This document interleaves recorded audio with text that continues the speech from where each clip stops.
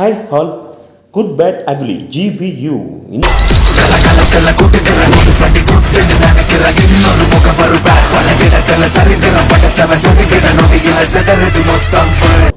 Ajith sir ஃபேனுடைய ஆதிக் ரவிச்சந்திரன் அப்படின்னு சொல்லி தான் இந்த படத்துடைய டேட்ஸை வாங்கியிருப்பார் இவர் கண்டிப்பாக.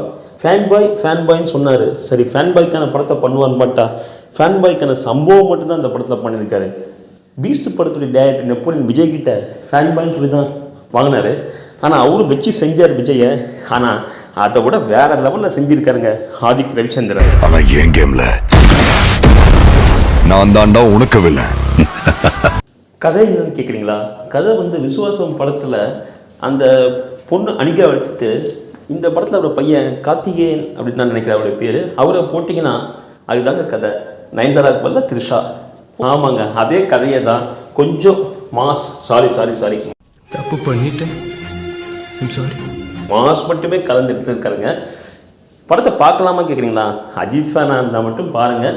மற்ற ஃபிலிமை என்ஜாய் பண்ணுற பர்சனோ இல்லை நியூட்ரல் ஃபேனோ யாராவது படத்துக்கு போனீங்கன்னா கண்டிப்பாக வெளியே தலைவலி மட்டுமே மிச்சம் இருக்கும். ரெஃபரன்ஸு படத்துக்கு கொடுப்பாங்க, ஆனால் ரெஃபரன்ஸ் மட்டுமே தான் கொடுப்பேன் படம் அப்படின்னு எடுத்து வச்சிருக்காரு. So sweet.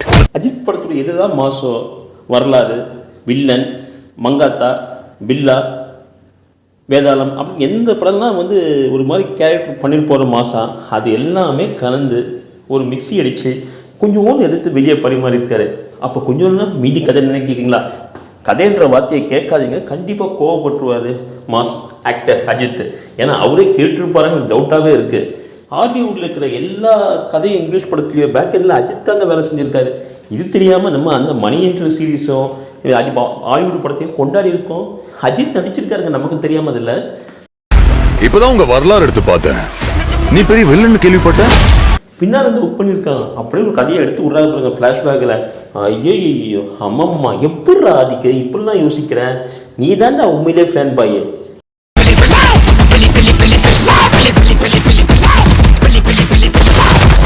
இது தெரியாமல் யாரோ ஃபேன் பாய் நானும் நினச்சிட்டு இருந்தேன். விக்ரம் படம் தான் ஒரு ஃபேன் பாய் எடுத்த சம்பவமா? எடுத்துக்கப்படுற படம் சம்பவம் சூப்பர்டா. பாட்டு கேட்குங்களா? படம் ஃபுல்லாகவே பாட்டு தாங்க. இப்படி திரும்பினா பாட்டு, அப்படி திரும்பினா பாட்டு. இளையராஜா பாட்டெல்லாம் எந்த ரைட்ஸில் வாங்கி யூஸ் பண்ணியிருப்பார் ஜிவி பிரகாஷ்னே எனக்கு தெரியல.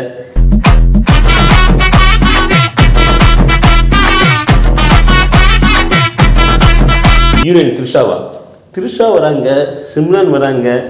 ஆனால் உண்மையிலே அவங்களாம் அப்படியே நேச்சுரலாக நடந்து வராங்களா இல்லை ஏதாவது கார்ட்டூன் பிக்சர் எழுந்து கிளம்பி வந்துட்டாங்களா? அப்படி ஒரு மேக்கப்பு, அப்படி ஒரு கெட்டப்பு. படத்தில் நிறைய கேரக்டர் அப்படி தான் போகுது. ஒரு பக்கம் பார்த்தீங்கன்னா ரெடிக்ஷன் கிங்லி ரெட் ட்ராகன் கத்திக்கிட்டே இருக்காரு. இன்னொரு பக்கம் பிரச்சனை எங்கள் மாமா ரொம்ப நல்லவர் அப்படின்னு அவர் பாட்டு பேசிக்கிட்டே இருக்காரு. யோகி பாபு ஒரு செகண்டில் ஏகே வரா, வழியை விடு, ஆல் கேட் ஓபன் அப்படின்னு சொல்கிறாரு. இப்படி படம் ஃபுல்லாக வர்ற ஹீரோக்கள் எல்லாமே அஜித்தை பற்றி மாஸ்க்குள்ளேயே பாடிட்டு இருக்காங்க. இதெல்லாம் எப்படிங்க? எனிவே இந்த படத்தை கண்டிப்பாக தேட்டரில் போய் பார்க்கணுன்னா நீங்கள் அஜித் ஃபேனாக மட்டும் தான் இருக்கணும், வேறு ஆப்ஷனே கிடையாது. தேங்க்யூ ஃபார் வாட்சிங் me, subscribe me, share me. Thank you sir. உங்க கார்டு மேல ஒரு 16 நம்பர் இருக்கும். அந்த 16 நம்பர் கொஞ்சம் சொல்றீங்களா சார்?